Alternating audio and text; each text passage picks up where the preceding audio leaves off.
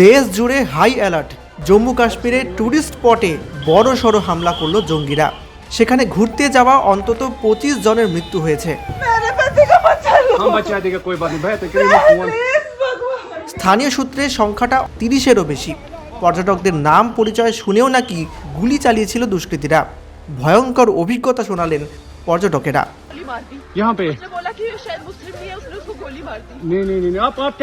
ইতিমধ্যেই জম্মু কাশ্মীরের উদ্দেশ্যে ছুটে গিয়েছেন দেশের স্বরাষ্ট্রমন্ত্রী অমিত শাহ।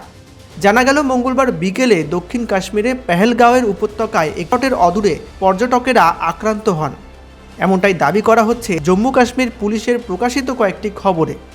সশস্ত্র সন্ত্রাসবাদীরা পর্যটকদের জনে জনে নাম জিজ্ঞাসা করে গুলি করেছে বলে সূত্র দাবি করেছে।